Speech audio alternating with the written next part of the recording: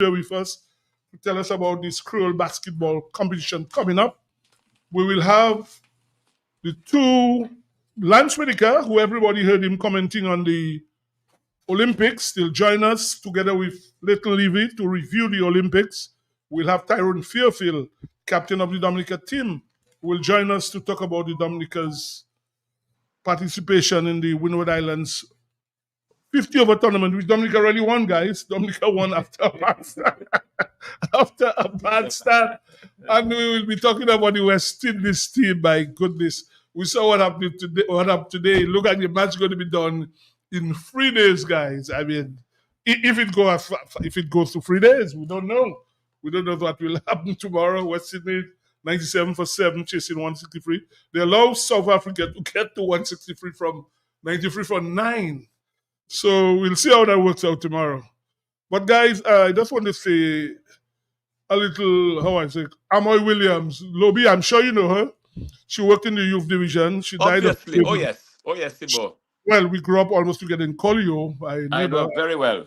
Yeah, and I want to express condolences to her children. Stalwart in the public service. Right, and in youth division. Youth division. You know her? Oh yes, very well. Amoy Very Williams? well. Yes, I Okay. know her very well. Oh, okay. Ronald, did you know her? Yeah, I know Amoy very well. Amelia's mother. Yeah, and King Shaky is his aunt. Right, and Yeah. Father Alexander. All of them are related. Her brother. That was her brother. Yeah. Rabbit was her brother. Yeah. In fact, we grew up in the same yard. I mean, we grew up in Collier, neighbor, right there. Right. So it was sad when I heard that.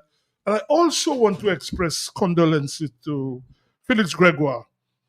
He's young. I mean, very rare you hear kids dying before their parents. A 36-year-old boy. I was shocked today when I heard he died. Yes, Hanif. He played football. I don't know if you know. He played. Yeah. Bobby, do you know him? Who? Hanif Gregoire. What's Sibo? Obviously, I talk, because Felix Gregoire's son. Yeah. Well, I actually spoke to Gregoire and I heard it in the States. In fact, he died in his mother's arms. He actually died today. What was wrong with him? What was wrong with him? Well, you don't want to be saying people's illness on the radio. Maybe Okay. privately I will talk to you. But he was alien for some time. For some time, yeah, and then, as I tell you, he died in his mother's arms today. Wow. Yeah, today. And I actually spoke to Felix Gregoire. He's in the States, in fact. In the States, he died. I actually spoke to Felix Gregoire. Serious? Yeah, this afternoon. Yeah, I spoke to him. Wow. So- I know him very well, Sibo. Very well. Yeah, and if he played football, he played cricket as well. Of course. He's only 36-year-old boy, and it was really sad when I heard that. And What? you feel for people when you hear things like that happen. And I What? really feel for the kids. Yeah, so sad, but Very promising young man, Sibo. Huh? He was a very promising young man. Yeah. And he's gone, 36 years of age, and he's gone to great beyond. So we just have to. But Sibo, one thing about we have had some real sudden deaths in this country, yeah? Well, Amoy was shocking to me. Amoy, one of my brothers, Smith, told me that sudden that deaths. she died. As I said, we grew up together in the same yard, almost the same yard in Collier. My neighbor, It's right true. there. It's true, we all have to go, But Yeah. the worst thing about it's sudden death, Mm-hmm. Yeah. Well, okay, guys. I just want to say to Dominican people, we need to get focused because people getting distracted. Earlier in the week, I heard on Matt's program something about some fish nonsense. Now, the person who was saying that, no, obviously, it's nonsense. You're talking because they're looking to either like a diversionary tactic to get people's minds away from the real issues. And then he had these people peddling the same nonsense. And deep at United by Hardy talking about somebody made how much money in fishing a day. I mean, they know it's nonsense they're talking. And people must start getting focused. And that brings me, Dr. Fountain, to you and this electoral reform. Because the thing about Dominica, it's like too short to flam. People, you start saying something, and after a while, people forget it. I think people now need to be on track with this electoral reform. Because you heard a man, what his demands in either what he plans to do. People need to get focused and start thinking and to do something. I don't know how you guys look at it. Because I mean, a lot of things are diversionary tactics, talking foolishness on the radio to put people's minds away from the real issues, guys. Yes, Sibo. Yeah, I tend to agree with you, and it is more of the same. We saw it in with the opening of not the opening with the parliamentary debate when people were clearly trying to fool Dominicans, and I think the fact is, and it seems to me that when the truth becomes inconvenient for some, they resort to lies, to make themselves feel better or look better, or simply to try to fool the public. So people were talking about a lot of jobs it's being created, how bright and creamy things are in the south in the north of the island, because everybody is working and businesses are thriving, businesses are staying up late and so on. And now we heard this more recent pronouncement, about fish and so on. I mean, anybody doing a rough calculation will know that this is clearly impossible. It's just not going to happen. And yet you have people doubling down and saying, yes, that's the case, and so on. But it really tells us and brings us to the point, as you said, on the need to really get some good governance in Dominica, because it's really like a group of kindergarteners we have there.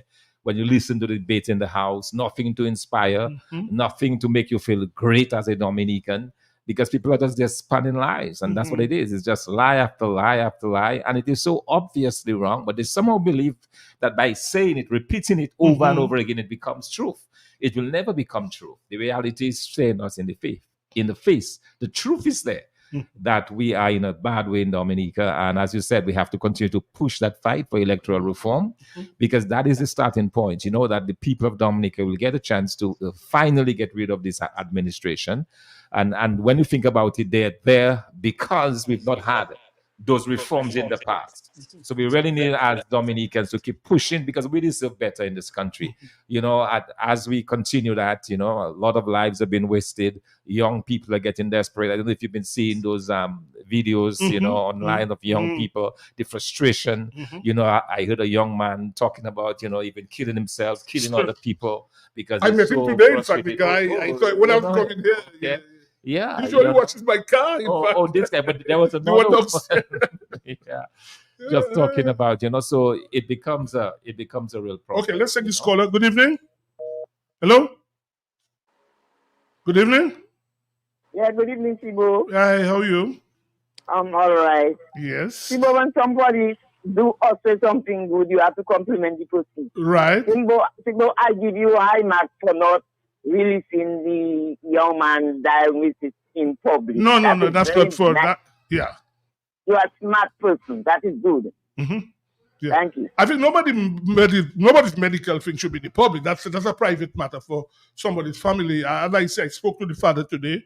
It's a tough time for them. He told me I'm not at liberty to go on publicly to say what's happening. I feel for the young guy. I know the boy played sports. He's 36 years of age. It was shocking to me when I heard he died. So that's why I called. I said the parents are in the States now, both of them. In fact, they've been here they're there for a couple of months. They've been at his side, and he just passed out today. Well, I say it was a sad situation. Yeah, but going back to the thing, Ronald, it's just sad that people could use nonsense to try and fool people. And really, if a man could make that kind of money, win business in Dominica, eh? Yeah. You see, what has happened is that Dominicans have tolerated a poor quality of management for an extended period. You're talking about 20 years, 4 elections, and we've tolerated that. So guys have put certain loyalists in different positions, and they want to continue protecting that particular system.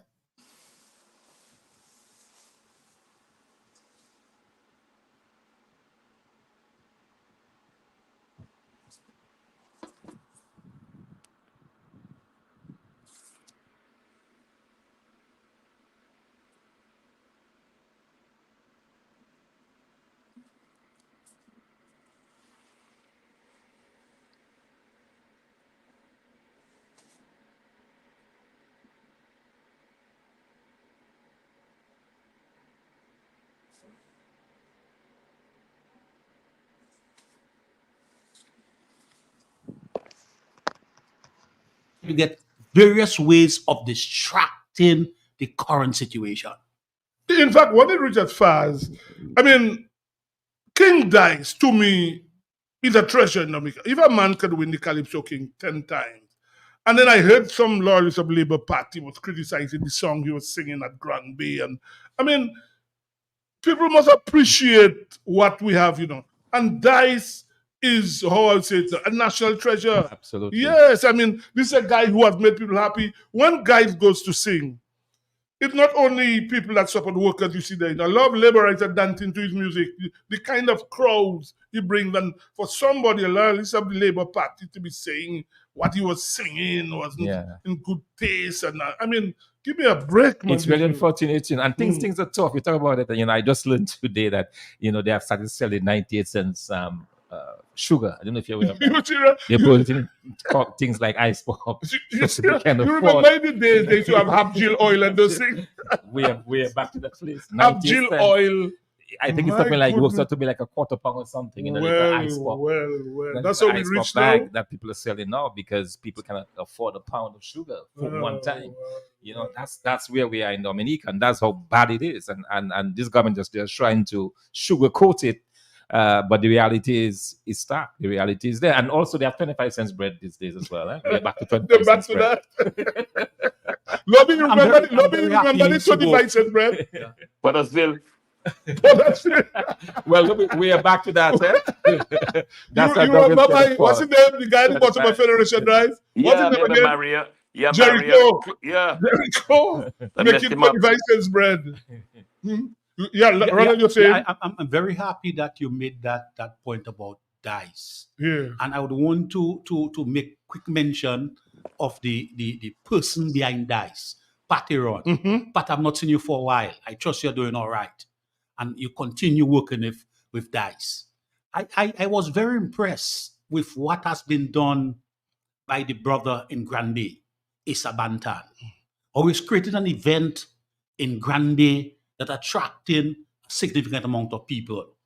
But that event in itself, we must be able to manage it and not let outside cultures, as was introduced by the Prime Minister's wife in our carnival, to take over and transform our cultural expression. But Issa Bantan, I applaud you tremendously. The only area I'm saying that you should have included in that whole production up there was Chubby. Midnight Groover should have been there. I thought of that. I also applaud him for keeping it in Granby as well. And not bowing to the pressure to get it out of Granby. Very good, very good. And as we talk about Chubby, let's take the call. I'll come back to that. Good evening. Yeah, good evening. Yes, sir. So, gentlemen, I heard you are talking about the Hapjil oil. Let me tell you, that might be news to you guys where you are right now, but I know for a fact the constituency where I'm from, which Labour Party have constituted tourists in Dominica, St. Joseph, they've been selling half onion since 2014. I mean, this is not, I am surprised that you guys are not aware of that. I mean, things so bad in the shops, Hapjil oil, half portion of salt. Yeah, that's nothing new. Are you talking about St. Joe City? St. Joe City, remember St. Joe City? With agricultural production and musical production? Yes. This is all news. Okay? Okay, thank you. In the old days, really, people get the Babu shoot warm, or you go somewhere also I mean, if we get back to that, we have another caller. Good evening. Good evening. Good evening. Good evening, gentlemen. Good evening. Oh boy, you're really taking me way back when you had penny halfpenny bread and half pound cheese, half pound sausage. You know what I mean? An ounce of butter. I mean, but Thibault, first and foremost, I would like to extend, good evening to you all, gentlemen. Okay, good evening, man. And the rest of the crew. Dr. Fountain.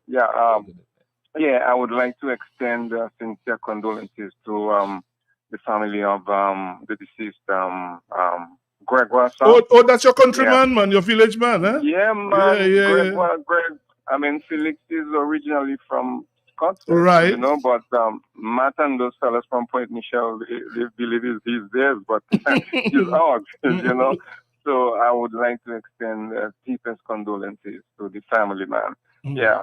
And on the other hand, Thibault, I mean, I listened to Mark this afternoon at 1 o'clock, and there were certain remarks that were made. As I saw already, I don't listen to this guy because this guy has nothing in him to offer to Dominicans. He's very shallow, or if not almost empty, you know. But what he spoke like an angry man. He's mad about something. I don't know if he's afraid of, what is to come, and for some reason he just thinks that this country is his plantation and he could just do whatever he wants, a country is run by laws, not by a man, not an individual, and it is just sad to see our country just keep on going down the drain. As Dr. Fountain said, nothing to inspire, nothing to uplift, nothing to look forward to. It's just pure misery and poverty. And how do you all, live like that, people? How do you all accept that, I know growing up in my days, we had quarter pound cheese and half pound gel and all those kind of things. And these were better days. These were much better days than today. But you are going back to that. And you remember the days too in the shop. Listen, hold on. You remember the shopkeeper would have a book, right? And then people would come with liquid education, and they would be excited the book. And then some people, so when they would come and they would pay their credit, the shopkeeper would say, well,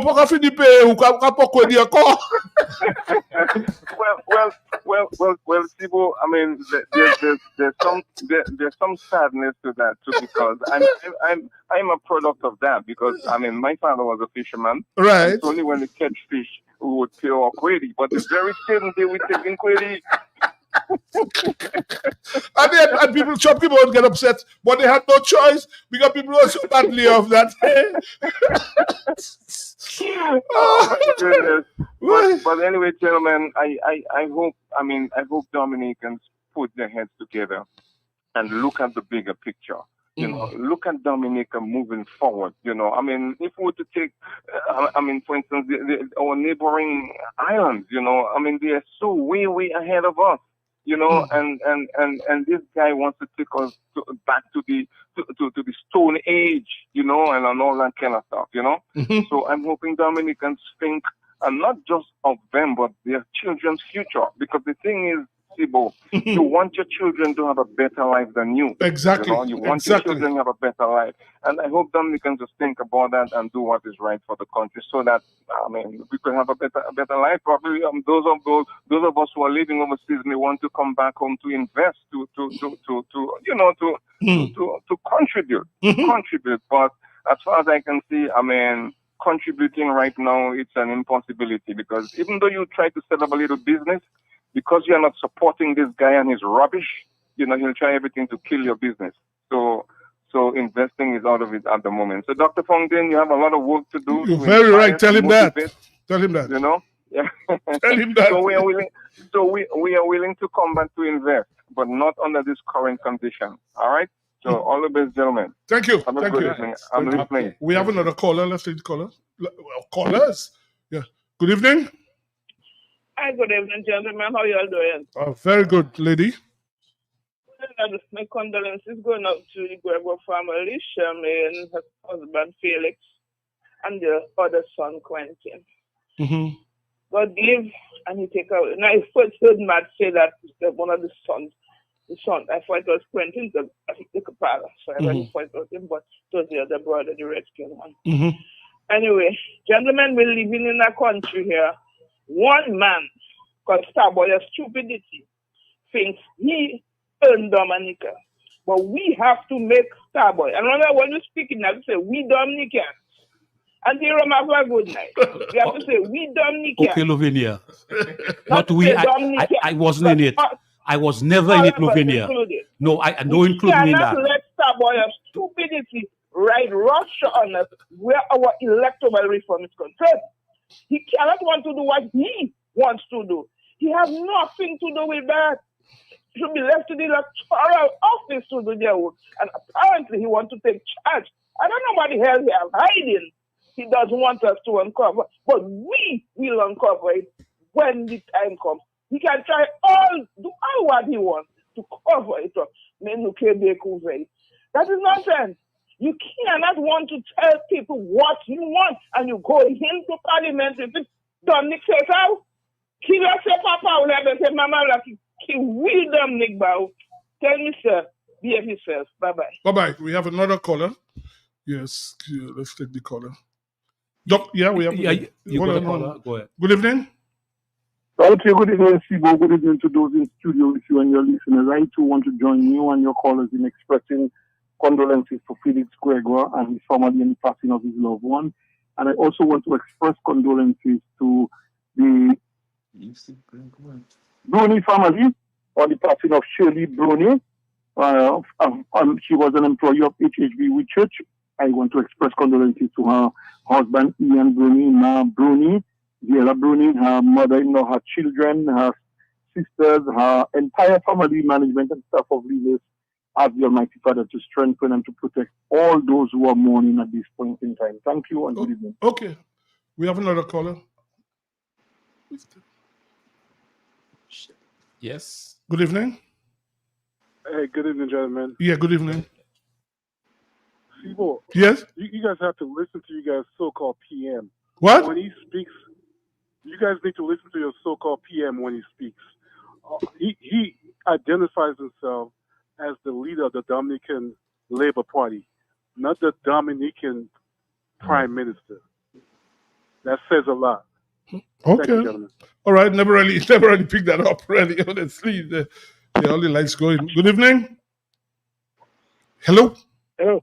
Yes? Yes, good evening. Good evening. Yeah, I know you all call open at this time, so I just call in to say. You just what? Hello. Yeah. Mr. Skerritt. Mm-hmm. Mr. Skerritt for our voters ID. He talking about like it's a magic thing we're asking him to do for us. He has his nonsense talking in Parliament. Tell Skerritt to go. If he Gatson is good friend. He and Gatson Brown. So ask Gatson to give him a copy of the of what they do in Antigua and is that they doing all over the Caribbean. So tell him to take it for magic. We need the voters ID, and just the way we have to get it is so we accepting it. So don't come and give us what you want after whoever pass what they pass. Thank you, caller. Thank you. Yeah, Dr. Fontaine, you wanted to say something? I noticed you were... No, just, the caller was talking about the fact that this guy is so angry and he's wondering what's going on. Just found out, I heard it from Alan Chasney, on a conference he gave on Tuesday. He says that Dominica has lost its correspondent banking relationship with Bank of America for the CBI money. Wow. So that means CBI cannot even come through to National Bank. What?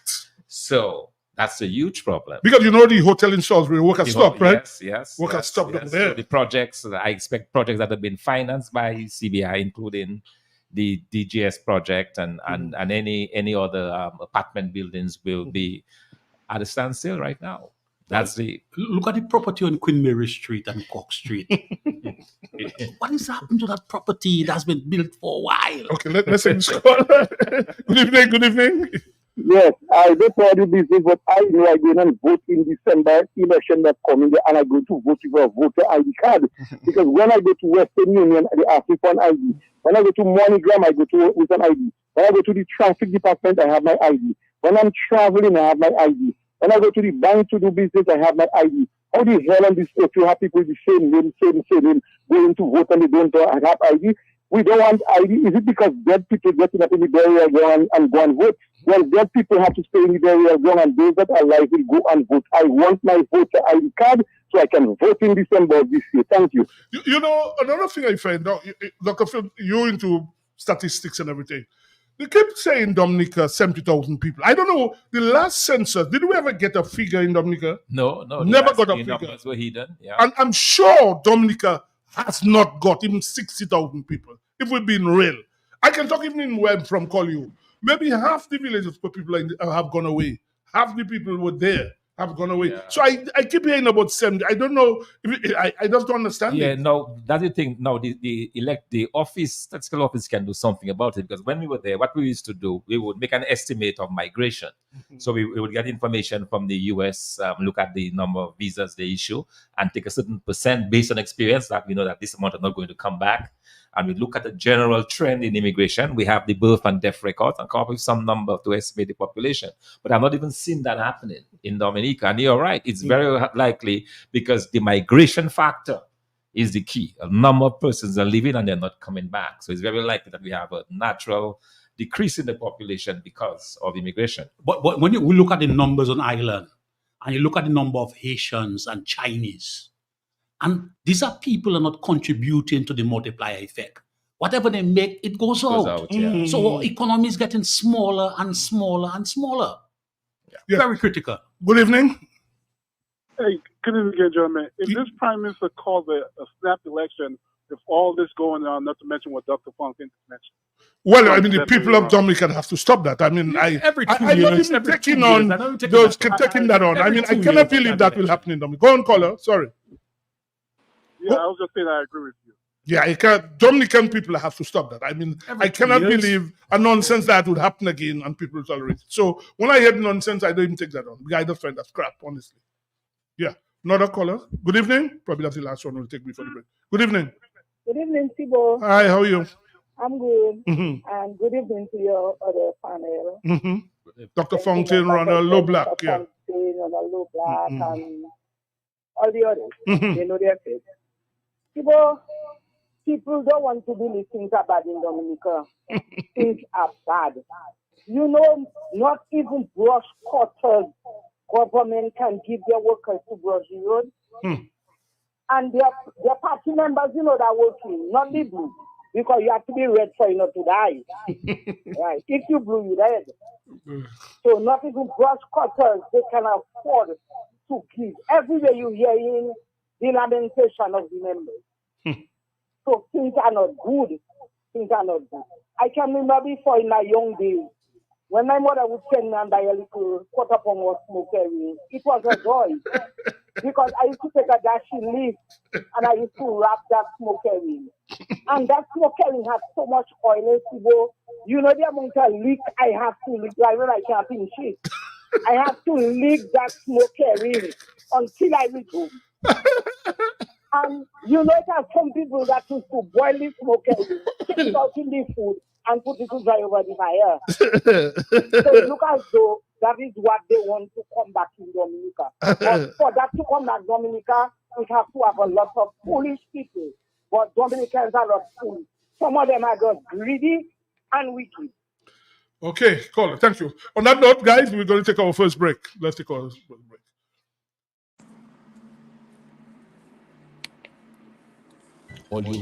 Where is the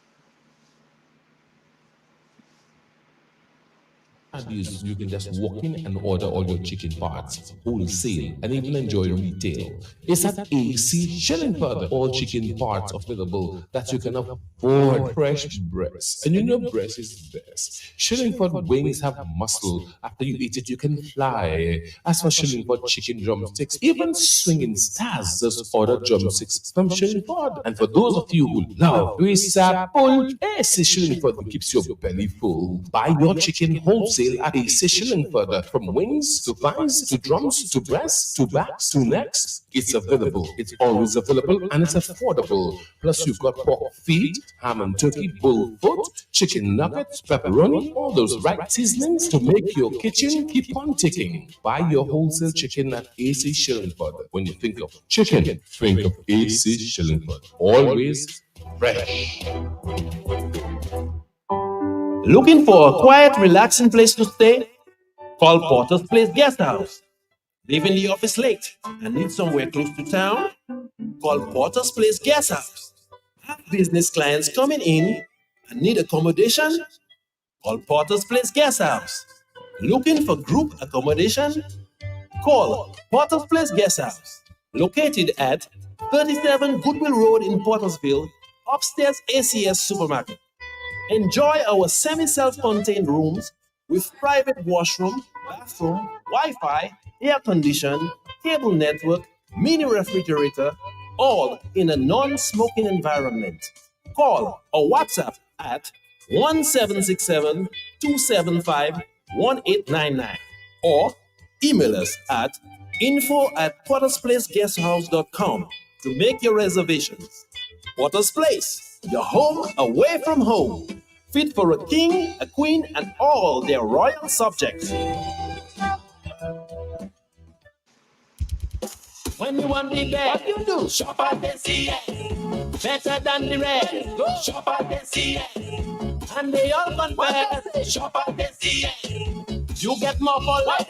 Shop at the CN. Shop at the CN. Yeah. Shop at the CN. Shop at the CN. What they say? Shop at the CN. ACS family, customer friendly. With 3 locations, it's so convenient. And our prices, they are the nicest. Madam and Mister, that's where you belong. So tell your mama, tell your papa, shop at the CN. Tell your son and your daughter, shop at the CN. Auntie, Nan, and cousin, friend, open power, all of them. Grandma, grandpa, couple, neighbor, girlfriend, boyfriend, side. What? Shop at the CN. Shop at the CN. Shop at the CN. Shop at the CN. Check us out at Pottersville, High Street, and downtown Rose. The New India Insurance Company has reopened its doors in Portsmouth, offering the same great services you get in Roseau. Motor vehicle insurance, home and business owners, fire and related perils, public liability, and so much more. Come, visit us today for insurance with a personal touch on Bay Street, Portsmouth, or call us at 445-4023. We are ready to serve you.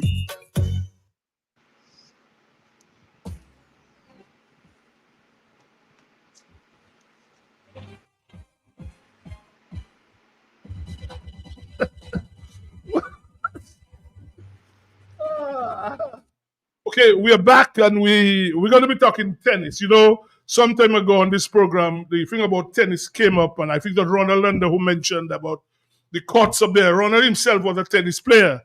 So we have with us the Vice President of the Lawn Tennis Association, Mr. Andy Carter, and he has joined us. So we're going to have him for a few minutes to talk about tennis and the progress his association is making. Good night, Andy. Ronald Lander, Emmanuel Lublack, Mr. Fontaine. Dr. Fontaine. Dr. Fontaine, Yeah. to be exact. Mhm. And then with Lambi on the console. Mhm. I'm here. Thank you very much for inviting me. Our president is unable to attend because he has an emergency, he said. So I will be the voice of the Tennis Association tonight, Lockhart. Yes, well, Andy, tell us. We want to know what's happening in tennis because tennis seems to be really defunct in Dominica. So tell us what you all have been doing. To be exact, much hasn't been happening in tennis.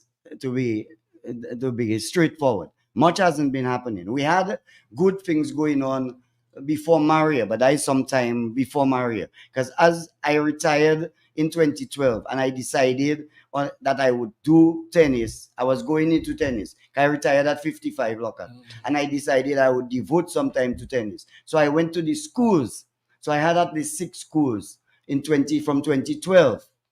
Prep, Convent Prep, St.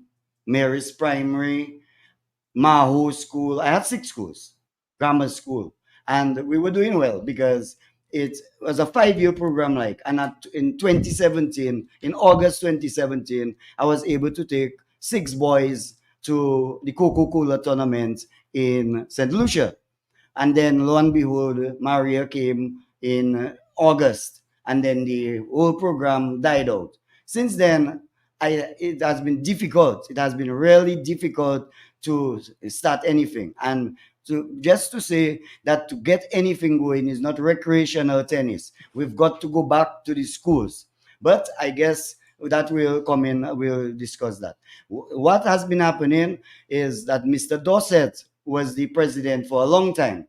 And then he Thomas Dorset. Thomas Dorset, correct. And then he decided to step back. And then here comes Mr. Barron, Mr. Dave Barron. So we formed a committee, the executive to be exact. where we had Mr. Dave Barron, president, Andy Carter, vice president, Farika Piper, secretary, and Genevieve Rule was the treasurer. But since then, Genevieve Rule has gone overseas. She's working in St. Kitts. She used to work in the Ministry of Finance or there. So we lost her, and then we had one of the Fortunes on board. But with the absence of the treasurer, the work had been left to basically Mr. Barron, Andy Carter, and Farika. Much we having plans, but the plans haven't really materialized as we would like it, because the plans are that we have to get people go on a membership drive, because there's no way you can run. You have an association and you say you have 3 people or 5 people.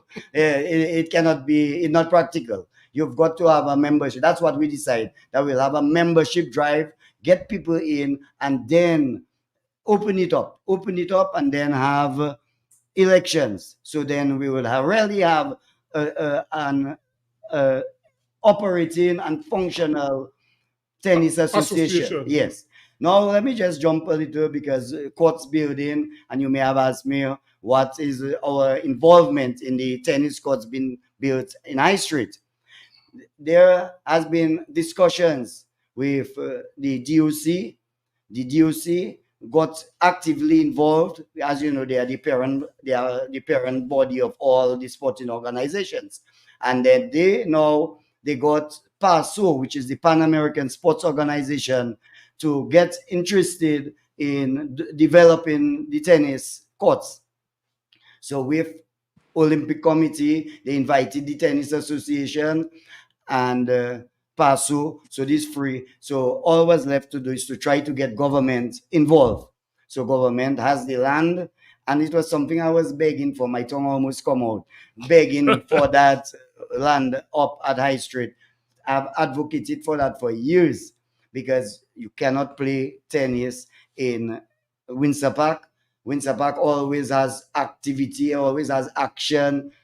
Nothing can happen there. So I was. What you mean? Well, so I was always pressing on the Pali rep that we cannot do, and to train people, because I've been in it right through.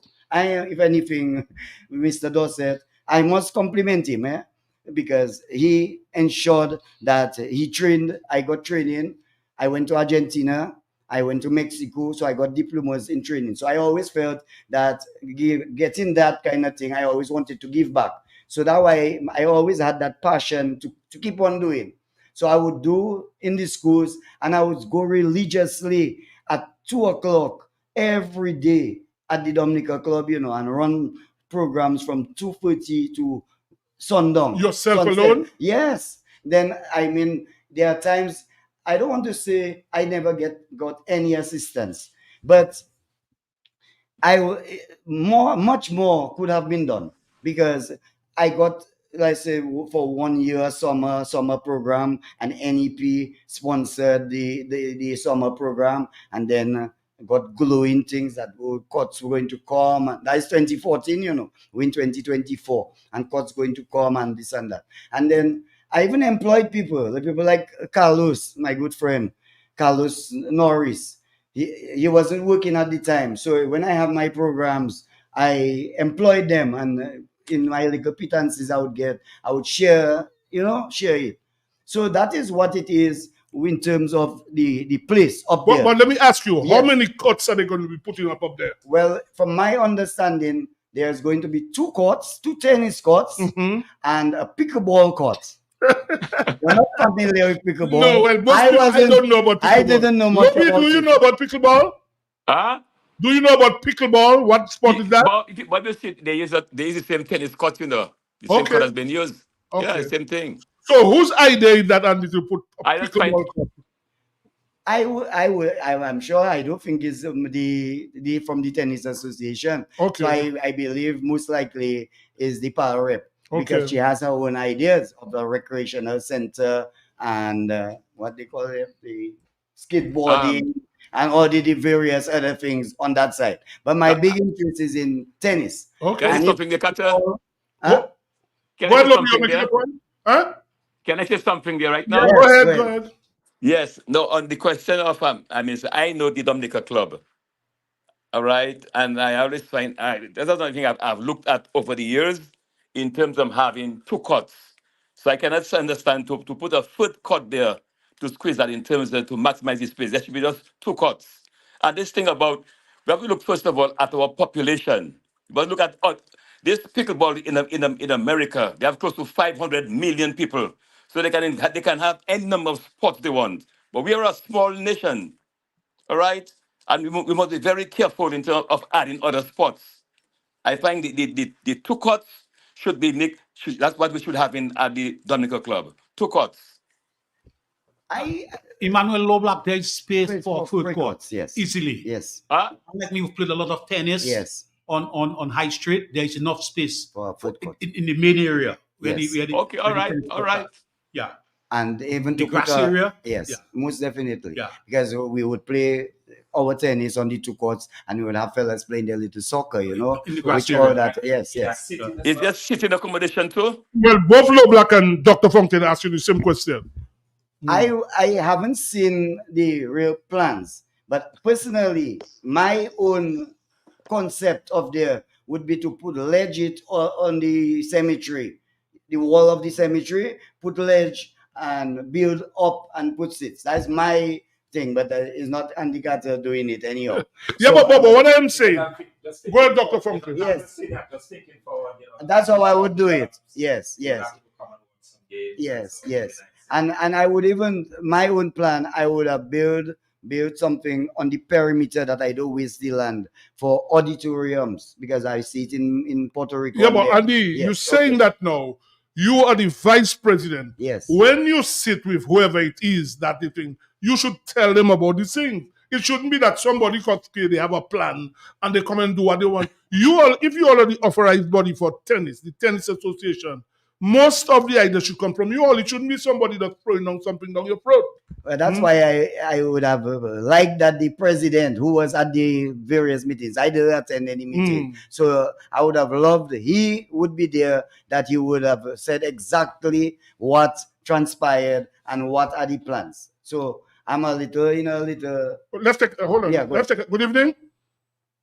Good evening, Ibo. Good evening. And good evening to all the other guys in the panel, especially Dr. Fontaine. Yes. Let me ask. The Prime Minister said the bridge in T7 would open in 21 days. Okay, sir. Hold on a while. We discussing tennis now, so we move past that now. We're discussing tennis. If you don't mind, we're discussing tennis now. Okay, no problem. Anything I'll give, I agree to take it. Okay, thank you. Thank you very much, sir. All right. Hold on. Okay. We have another caller. Good evening. A question I'd like to ask. Who's really financing the building of the courts? Can you tell us something, Mr. Carter? Well, he said it already. He said that the Olympics passed so, and then the government is contributing something. That's what he said. So government provided the land, but the other people did the money transaction. Yeah, that's what he said. Yeah. All right, then I want to know because thank you. Thanks. Yeah. I was agreeing with you, Lockhart, that if you're going to build courts, the tennis association should have an integral part to really discuss and really tell you exactly what they think and what should go. I agree with you full-heartedly. But as to, I cannot speak because I wasn't present at the various meetings. So maybe another time we could get our president that he would really zero in on what actually was discussed.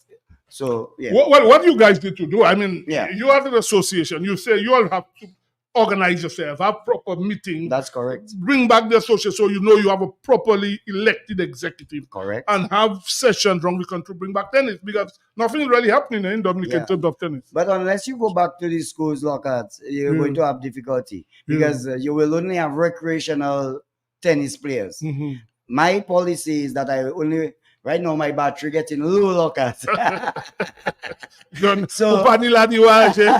So my whole idea that you still have to go back to the schools and train people either between 6 to the ages of 17. Because just going and take London, myself, go and take a sweat, and so that cannot cut it, you know. Yeah, but you need. Oh, go ahead, Dr. Fountain. Yeah. You could ask him a question. Go ahead. No, yes, no. The whole idea of the schools, I think that's a very good idea. And also just probably having it probably in some other areas of the country as well, you know, because most of the time the talent comes from out there, you know, and then probably the idea of expanding out to the countryside would be good. Yes, well, you're very correct about that, because at time the bulk of our people that were playing tennis, they were actually from Pebush. Pebush had a club, a tennis club. Right now, the secretary has a little club, Nature Island Tennis Club, and they do a little thing on Saturdays at the Belfast hard courts. Yeah, but we have to do much more than that. We have to go to the schools, that is the bottom line, and get things going. But I think with the... Okay, let's see. Hold on, Lobby. The other caller. You come after. Good evening, caller. Hello, good evening, Mr. Sebastian. Good evening, good evening. I'm calling your program for the first time, I think. Okay, all right. Severin McKenzie. Yes, sir. How are you, man? All right, I'm just listening to the program, and I was just a bit curious to find out from Andy what was the design process they followed. Well, in arriving at the design. Good question. In arriving at the design for the facility, and who actually designed the facility. Good question. Well, Yeah, Andy? well, it's a very good question, one which I do not have the answer for. But it's a real good question, because it would be interesting to know all the designs. I would love to see it myself. Severin, are you still there? Yes, I'm still Well, there. hold on. So you can, if you have any further question, you can ask him. So go ahead. No, well, because the reason why I asked, such a facility, because what would normally happen, the proper procedure that should have been followed, is that the local association that has all the experience and know about the sport and know about all the limitations that they have in the country would be the first to be engaged to give some ideas, even in the data collection, of as to what is best and how and what best they can come up with. Because I know that this space is limited. So you'd come up with the architectural program and look at all the things that you would want to have, and then you would zero down on what you can have because of your limitations. And all this would then depend on the input of the local association and the local players, the users of the facility, or the future users. So I am just a bit curious. I was just a bit curious to find out as to what was the approach they adopted in arriving at a design of such a facility that is going to be so important for Roseau. Because I know that, for example, that a lot of the sporting people have forgotten that they had a number of ceremonies for an indoor facility at Stockholm. I don't know if you can remember that. Oh yes, I can remember that. Yeah. And this one has actually gone very quiet, and nobody seems to be remembering it. So now that this one has actually started, and it would have been good. And the other one would be, what was the criteria they used in terms of determining the construction process? Because I saw, I've passed and I have seen quite a number of Chinese and Haitians that been the ones clearing the site.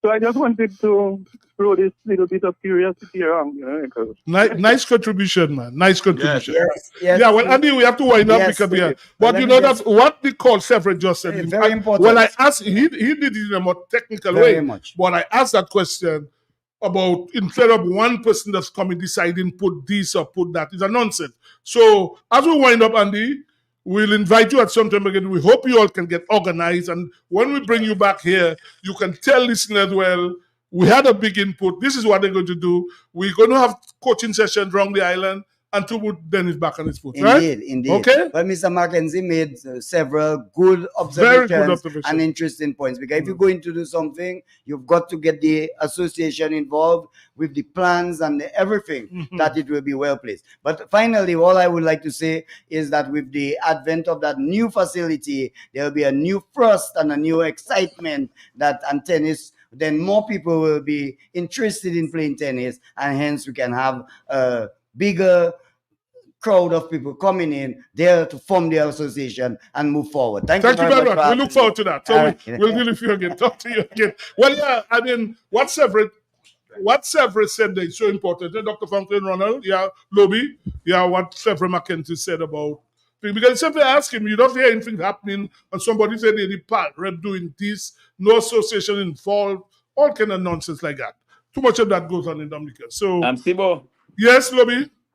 I'm just listening to you all there on the construction of this tennis court. This something happened. Remember, with the stadium, I spoke about, in terms of the people involved and whether there will be a weight room, and nobody took me serious. Well, Lobby, every day is a fighting by business. It's a very important component for sports development, a weight room. Okay. Lobby, we now joined by Maggie Peters, Maggie Peters, who we're going to talk a little basketball because there's a competition, I think, it starts next week, Thursday night, right? Maggie, so tell us about it, Maggie. Tell us what's happening, what's going to happen. Yes, well, it's the L'Express des Îles Creole Basketball Championship. And it's something that we've been working on for quite a while, since I became president in 2020, around there.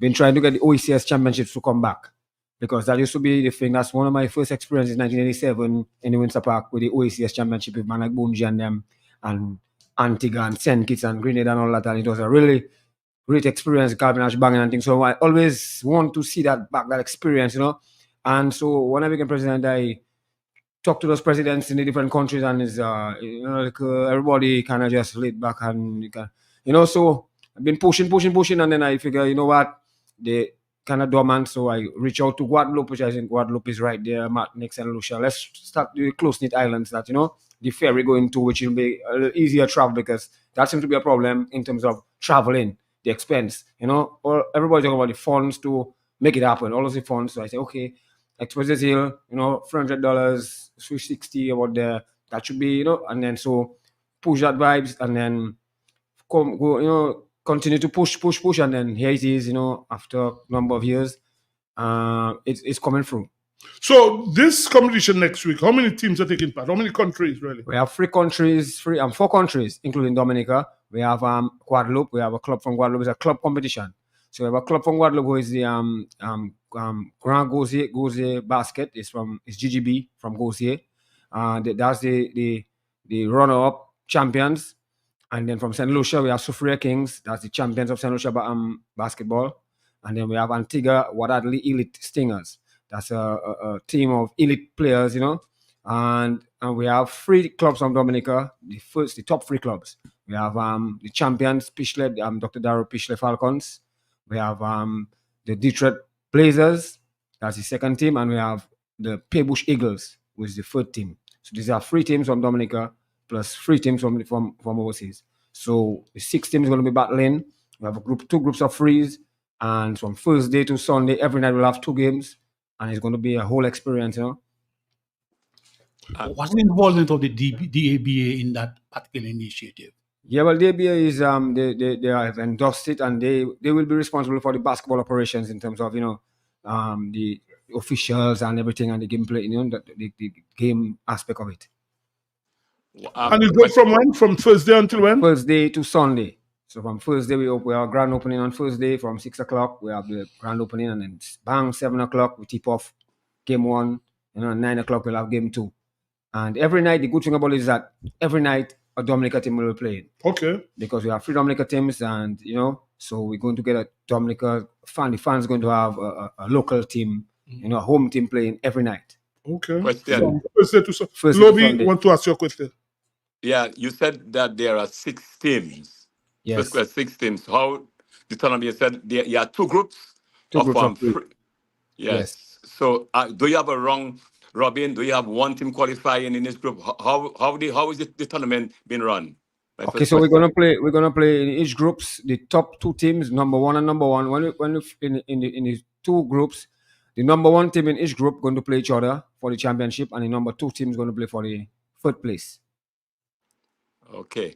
The second question is this: you said the DABA is responsible for the officiating. Besides, what about the gate receipts? Who's responsible for the gate receipts? Yeah, well, we the organizers will be responsible to get receipts, and we will be percentage will go to the ABA. When you say we the organizers, who are the organizers? Well, the organizing committee is made out of 3 entities, 3 organizations. One which is 767 Sports Club, which is the club that I am the director of, and then you have In Nature Sports. That's In Nature Tours. That's organization run by Mr. Jerry Williams, and then there's Caribbean Sports and Sustainable Development. That's from Marvin John Baptist in Guadeloupe. He's part of Another question. Yeah. Another question for you. You said about people involvement. Why ask these things about the gate receipts in terms of money collected every night?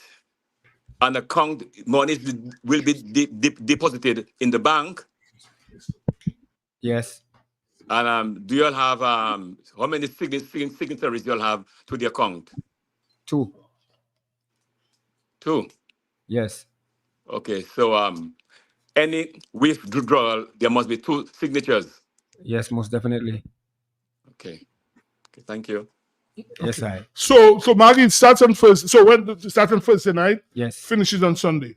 Yes, right. Sunday will be grand finals. And the local league will be finished this weekend. No, it won't finish because last night was game 1 of the Premier Division. Right. And there's best of 5, and they're first team to 3. So you don't know how we're going to slice. Last night Blazers win game 1. Right. You know. Okay. So the game 2 will be on Saturday, and then we'll break. And then they'll be prepared for the tournament, so you don't want to get no injury. Okay, it will continue. So after the tournament. Yes. All right, the local league. Yes, definitely. Okay. Yes, Maggie, congratulations on that. I know how long and how hard you worked, to get that to come to fruition. Yeah. So it must be quite a joy, that finally it's happening. Yes. So we want to encourage the public, to really come out in support. And you did not talk about the cost. Is there a cost to it, or is it? Yes. Open? $20 for adults, $10 for the kids, and we have season pass, $40 for the kids, and $64. So if you take a season pass, you get a night free. So it's if you do the maths. Right. Yeah, this and is excellent. Tickets will be available at Deepex Color Lab, and also you could contact myself or Mr. Jerry Williams. 316-5279 and 225-1287. Yeah, well, I'm sure. Yeah, 316-5279 for Coach Maggie, and Jerry Williams is 225-1287. Are you still a member of the local association? No, I'm not. Oh, you're not a member of the. No. So you're the president, so you're no longer a member of the association. No, but my club is an affiliate of the association. DABA. Okay. I have 767 Sports Club. We have 3 teams right now. Our female team has won the championship. Our male Premier team and First Division team didn't reach as far, Okay. But it's good vibes still, And I just want to tell the public that it's going to be more than just a basketball tournament. It's an experience. We're going to have halftime performances. We're going to have DJs there every night. So we want to make it attractive, like a family thing. It's an event. It's a whole experience. And we're going to have on the Monday. We're going to have calypso. We're going to film the night. So Monday night we're going to be calypso. So we're going to have. Oh, it goes until Monday night? I thought Sorry. Thursday night. Thursday night. Yeah, the first night. Oh. Going to be calypso night. So we're going to have guys like Trendsetter, Black Diamond going to come and give performance. Dice? Yeah, man. Dice is out of country. He would have been on. Oh, he's in the States. Yeah, I think there's a show this weekend in New York. Yeah, man. Right. The time coming up, Okay. So these guys are going to, trying to get trilogy. These guys who at the halftime to give a nice little performance. And after the game, the DJ they're going to be playing. You know, DJ Shan will be on board. What we're also asking is because of, you know, it's the first one, and we don't really have a budget. We have more sponsors on board, so we're asking for support in terms of it doesn't have to be cash, but kind. You know, like the DJs, the artists can come and just give the services, a little performance, you know, a little 5 minutes, one single track. You know, this is also valuable to the product because we want to give the guys coming in an experience of Dominica. You know, it's a sports tourism product. So it's the opportunity for everybody to come forward and own the tournament. It's not Maggie tournament, you know, it's a Dominica product, and we want everybody to come on board and, you know, give the little input, you know, you can come and, you know, the MC, the different aspect of it, you know, cultural vibes, you know, the drummers, the belly dancers, you know, it's a whole experience. So it's more than basketball. Yeah. The local promotion needs to be intensified. Definitely. And also, I think in the foreign jurisdictions, the regional jurisdictions, St. Lucia, Guadeloupe, Antigua, we need to do some kind of promotion. If you can, the teams hold the responsibility of so doing sports tourism, speak highly about what's going to happen. That's going to happen in Dominica. And possibly you might find people from Antigua taking a little vacation. Yes. From Guadeloupe. Yes. Taking a little vacation in St. Lucia. There will be fans. There will be fans from Guadeloupe. Coming along too. Yeah, but you need to focus on that area of promotion. For sure. There's a contingent from Guadeloupe coming with the team, you know, because they really support the sport, you know, and everything in terms of culture. They support that. So Guadeloupe will be coming in for contingent, you know, and we're hoping for, as this thing goes along, that it will have that kind of support, that following with the fans, like, you know, like how the Breakfast Fest is doing right now, because this is what it is actually, is events during to have a little more, to bring people in, you know, bring some funds to turn in the economy, just like the music is doing, like the Creole Festival is happening in October, November, you have Carnival, so you have hotels sold out. So in the summer, we need to have these things, you know, that can bring people in. And the end goal is for us to have like a whole summer of a Creole Sports Festival. So each week you could have the football, basketball, all the different sports, a nice little Olympic vibes and a Creole Olympic, our own vibes. So you can have a whole Olympic athletes. You know, I mean, it's just a vibes, you know, a mimic of it, you know. Question. Do you have because I'm listening to you, dear brother, about this competition, and it just saddened me that, you know, that the idea is very good. I've spoken about that already sometime. The idea is very good, but I thought by now, yes, we are going to Massac, a very small place, but if we had gone along at Stock Farm and build a proper indoor facility to host about 2,000 people, 3,000 people, that would be just magnificent. But Definitely. So be it. Do you all have a working committee? Yeah, a working committee in terms of coordinating the event. Yeah, coordinating, assisting you in terms of your dealing. Well, you have your chaperone for each for each foreign team and so on. You know, you have this thing in place. Yes, definitely, because like I said, we've been working on this for 4 years plus. So we have already, if you can remember, last year we had a tournament. Like it was part of the practice, the build up to it. Where we had the youth, we had Saint Martin and Antigua, Martinique. We had the female and the under 19s. So that was all practice towards this, you know. So we've been, doing the, trial and error. So right now we really building up still. But yes, we have teams, we have people helping, committees helping in different areas, in making it possible. Okay, so Maggie, thanks. I mean, it was nice hearing from you.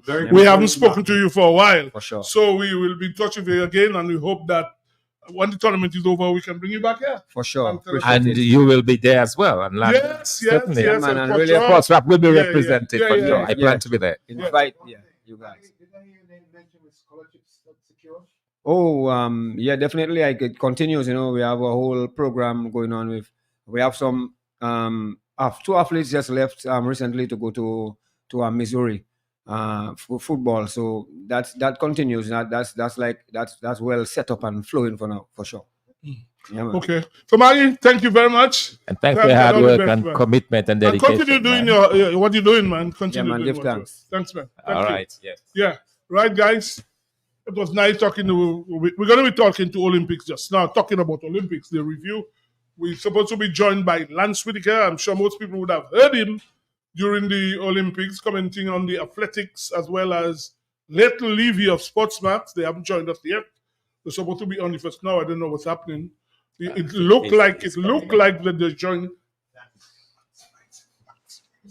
So we're hoping that they can join us, both Lance and Little Levy. Little Levy really the content manager at Sportsmax, and he's a track and field analyst. And Lance Whitaker is the man with the golden voice, and they're going to be joining us right now. I think we are joined by both of them. Are they there? Lance, good evening. Hi, Sibo. Good night. Well, ladies and gentlemen, Lance Whitaker has probably covered about, I might be wrong, 10 Olympics. The man is a guy who does a lot of karaoke, lovely voice, the main man on Sportsmax. Most people would have heard him commenting during the Olympics, the track and field. And Lance, welcome to Sports Wrap. Thanks, Sibo. I remember being on the show ahead of the Tokyo Olympics. And it's happy to be here once again. I'm happy to be here once again. And how many have you covered, Lance? 8, actually. 8. 8. And with me, there's Dr. Fountain is here, Ronald Landon. We have a track and field man here, Coach Emmanuel Loblack, who is also on the program. Yes, great. All right, Emmanuel, great to see you, man. Yeah, I'm happy to hear, happy to hear your voice, and you're doing good things, and you're still looking fit. Lance, the first question to you, you've covered 8 Olympics, you've said. How do you rate this one in terms of organization, the skill of the athletics, participation? We heard of problems at the Olympic Village. How do you rate this Olympics this year? All right, well, you may or may not know that I actually covered the Olympics remotely this time, because we actually did the coverage remotely from Kingston, but we had a team in Paris, and there were issues that were a bit problematic. I think the heat was an issue, and because of the French culture of not using ACs and so on, it created a lot of discomfort. Of course, the Seine River, because of its condition, was also an issue. So from where I sat, I thought this Olympics would be rated a little below some of the others that we had seen before. The competition on the track was exhilarating, but as far as the administration and the execution of the games would have been concerned, I would think that the Paris experience was not as good as many of the others we've seen in the past. Okay. Yesterday, Sir Vivian Richards called me, and the first thing he said to me, he wanted to congratulate me as a Dominican, what Fear Laffer did, as well as what the St. Lucian girl did. Now, I know both you and Leighton Levy expected Fear Laffer to medal at the Olympics, but you were not sure what color medal she would have gotten. No. How do you rate Fear Laffer now? What do you think of Fear Laffer now that she has gotten the gold at the Olympics? Well, we have to remember that she was world indoor champion earlier on this year. So that set us up for what she did in Paris. And I don't think that her victory in Paris was surprising, because the world record holder, Yulimar Rojas from Venezuela, suffered an Achilles injury earlier on this year and was ruled out of the games because she is the undisputed number 1. So the fact that she wasn't there opened the door for others to step up to take the top prize. And Thea Lafon was really poised to achieve that. I was pretty certain she was going to get a medal. I wasn't 100% sure she would win a gold medal, but she was poised for the gold. And I think the gold shouldn't be surprising to anyone, because she's a 15-meter jumper at her best. And quite often at that level, if Yulimar Rojas isn't there, you jump 15 meters and you're likely to win. Yeah, what's this? Yes. Lance, 1 minute, a little bit, and then your guys call. Lance, your country, Jamaica. Yes. Most people would have expected Jamaica to get into double figures in medals.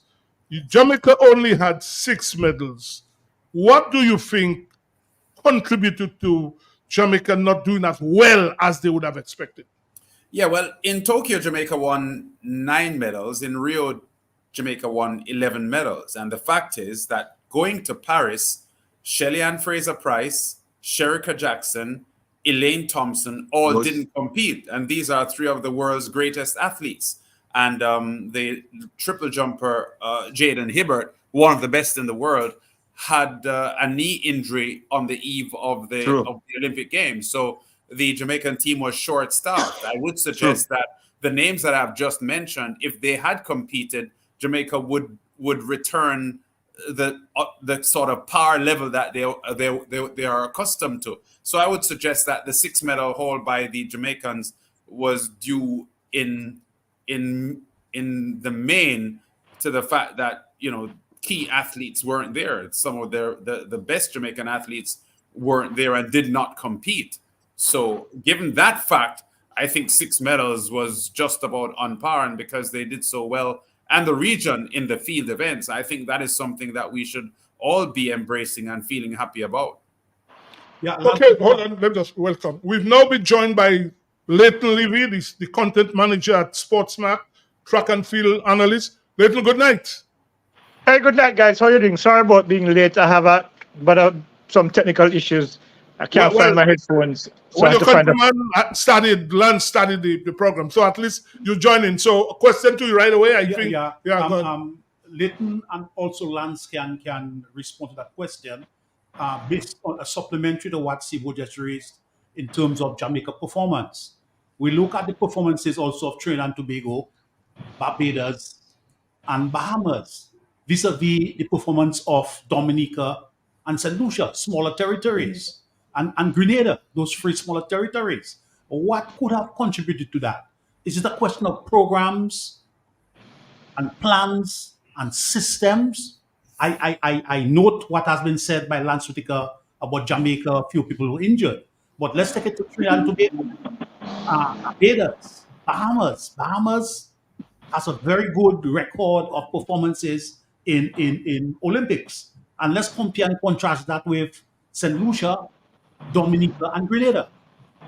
Well, I could respond to that by suggesting that we have long felt that talent in the Caribbean is not restricted to these countries that you've just named. And I think St. Lucia and Dominica winning gold medals at the Olympic Games, to me, is an illustration of talent that has been dormant and not been given the opportunity to flourish. And we are now seeing that. We remember Kim Collins from St. Kitts and Nevis, world champion in 2003 from the Leeward Islands. And these are small territories as well. So we have had indicators in the past that some of the smaller Caribbean islands do have the quality and ability to rise to the top.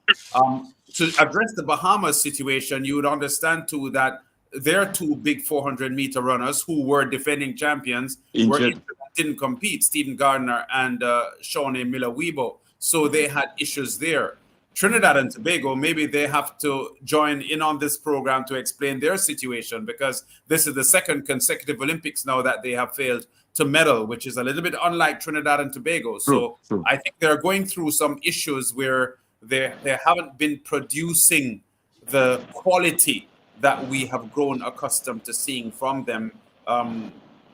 Tokyo and Paris would have been the first Olympic Games since 1992 that TNT didn't medal. You mentioned Barbados earlier on. Barbados have only won 1 medal in their history, and that was over Eddie Thompson back in 2000 in Sydney. So from a Barbados perspective, they are not regular medal winners at the Olympic Games. But I have always felt that the Caribbean punches above its weight in sport, not just track and field.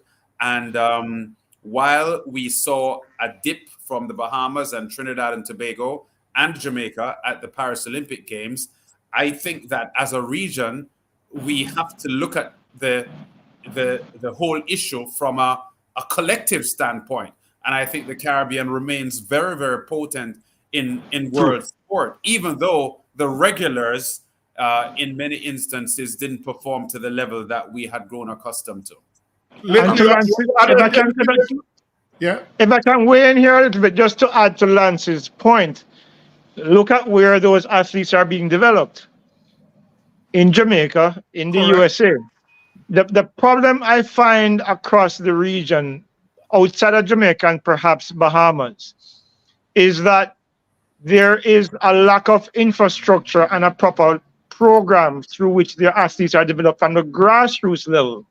If you look at what's happening across the region in the last 10, 15 years especially, a lot of the youngsters who are now making progress for their respective countries came through Jamaica's schoolboy system. And what we're seeing is that there is what it brings to the fore is there's a significant lack of grassroots development across the region. Barbados, Trinidad has their own issues with just pulling all the resources together to get those athletes perform at a grassroots level. Most of their athletes start to progress once they go abroad into the collegiate system, especially where in Jamaica that's not the case anymore, because there's a structure here that helps to develop the talent. If you look at it, like for example, Sene Frederick and her sister are in the U.S. high school system in Georgia. They're going to the University of Georgia. Jereme Richards at University of the United States and now training with Lance Brahman in Florida. Similarly, Shawnee Miller-Weibo and Stephen Gardner with Gary Evans in Florida. But they also, the difference in the Bahamas is that their grassroots programs in the Bahamas are a lot better than the rest of the Caribbean except Jamaica. Because if you look at what is happening, Julian Alfred had to come through Jamaica to go to University of Texas. Even some of the 800-meter runners were at school in Jamaica. So what it speaks to is a lack of structure across some of the other countries in the Caribbean. Because in my mind, they were where Jamaica was 15 years, 20 years ago, where they see sport only as recreation and not as a business. When you look at what has happened now with St. Lucia and St. Kitts and Dominica, the awareness that has been raised of their respective islands because of their success, I'm sure that will have some benefit somewhere along the way, whether it's through tourism or any other investment that come as a product of being aware of what's happening with their young athletes. So what needs to happen, and I think it needs to happen in Trinidad, because I think I get the impression that Trinidad has a kind of laissez-faire attitude towards their track and field development, because they are now actually engaging Jamaica to find out what we're doing here that they can actually copy to some degree there to help to develop. Because Trinidad is abundant with talent. It's just that you're not seeing the development because they're not serious about developing their athletes at the grassroots level. So that's the advantage that I think Jamaica and the Bahamas have over the rest of the Caribbean in terms of their grassroots development. You can't take a kid out of the blue and have some level 1 or level 2 coach work around them for a few years and hope that they'll rise to the level. It doesn't work like that. You have to get them into programs where they're exposed to the highest levels of training and coaching, nutrition, all of the different elements that make them elite athletes, because the molding of those athletes require special skill sets that are clearly absent in some of those other countries. Question. Bobby, you wanted to ask a question? Yeah, go on. Yes. Okay. Thank you. Well, I've been involved almost about 40, 50 years in that sport. You're selling out your age, man. No. Regardless of that, Sebastian. All right, go ahead. No, what you have just said in terms of programs. This country, Dominica, we have produced a number of athletes, gold medalists at the Junior Chrysler Games. Yep. But why don't it go any further? Yes, but I will tell you something, brother. Some of the athletes that have gone to the US, my time in Dominica, what I would have done is look at the athletes, encourage them to do well at school. Do the SAT exam, they do well at the Junior Chrysler Games, and from there, I advise them there'll be a scholarship awarded. But you have to do, first of all, the first hurdle, you have to do well at school. It's very important. Very, very important. To get those scholarships. Yes, too many of the athletes, they fall by the wayside because they don't do well at school. Yeah, let me interrupt you here for a second. There's also a reality that actually I've become aware of in Jamaica for a long time. A lot of the kids who get track scholarships to go abroad are not necessarily interested in becoming Olympians and world champions, They are interested in getting scholarships to the United States as a way out of their circumstances and probably to bring their families out of those circumstances. That is the extent of their ambition. About, by my estimate, I'm thinking it's less than 5% of the Jamaican athletes who go to university abroad have an interest in going to the Olympics or becoming a world champion. Their objective is to get a degree, perhaps to get something decent in terms of employment and probably file for their families or to be able to send money back home to their families. So that's also another factor, because the difference is because of the smaller populations across the region, your numbers might end up even being smaller, because out of 3 million people in Jamaica, if say 5% of those athletes come through, that amounts to the collective of all the rest of the Caribbean athletes who are ambitious in that regard in terms of getting to the Olympics or the World Championships. So that's also another factor that could be affecting some of the smaller islands with smaller populations. Because, for example, Dominica is what, 70,000 people? No, we don't have that. Don't use that figure at all, please. Dominica, we don't have 70,000 people. What's the actual figure? Maybe 60 or 50. Yeah. There you go. So you're looking at. We spoke about that earlier tonight. They had a census a few years ago. They never disclosed the amount. We don't know. And Dominica definitely does not have 70,000 people. Anyway, go on. Well, okay. So I'm going off of Tia's own words at the press conference after she won gold. When she has been here, she left here 20 odd years ago, so she wouldn't know. So there you go. 23 years ago, so yeah. Yeah, so there you go. So you're looking at a situation where even smaller numbers will come from the Caribbean. The thing is, though, if there can be a way found to encourage some of these talented athletes, that there is life. You can actually have both. You can have the best of both worlds. You can get a scholarship, help your family, but also aspire to higher heights in terms of your athletic gifts. Because there are a lot of talented athletes who are out there who are falling by the wayside, deliberately so, intentionally so, because they have no interest in going further. So if you can encourage some of those athletes to push beyond their own ambitions, push beyond what they want out of life to then aspire to become Olympians or aspire to become world champions, that's maybe where some of the issue lies in terms of that kind of motivation. Hold on a while, we have a call on the line. Good evening. Good evening, gentlemen. Great program. Yeah. I just want to focus on other aspects. I want to focus on Portsmouth. Well, go ahead. They're right there. Both of them are there. Go on.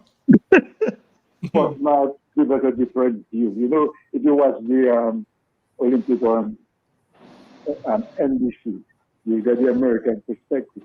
But Portsmouth is giving us a Caribbean perspective. But I want to recommend the analysis in the studio, like J.U., like Anna Roberts, and all the guys who were right and front. They did a great job. And the commentators like Ricardo Chambers and Lance and O'Daly Thompson. And I mean, Lance is a veteran, but I want to give kudos to Ricardo Chambers. I think he's right there. He's doing a great job. I like his commentary. I mean, Lance, you cannot compare Lance with anybody, but Ricardo Chambers is right there now. Thank you, caller. Thank you very much. Lance, well, you heard that, eh? You heard that, eh? So, well, you know, Lance, Adil was to be, Adil, listen to Adil Roberts was something else. I mean, he makes you want to listen, really. He makes you want to listen. No, yes. On that issue, because I looked at the Olympics, I was in Africa, so I viewed it on an African channel. I did not get the aspect of Sportsmax. But there was a controversy in the 100 meters, and I'm sure you guys heard it. But for listeners, what did you make of it? Or is there anything that should be made of that? Did Thompson lose as was projected? Because there was a lot of debate, particularly where I was in Africa, about this particular race. Lance, you want to take that?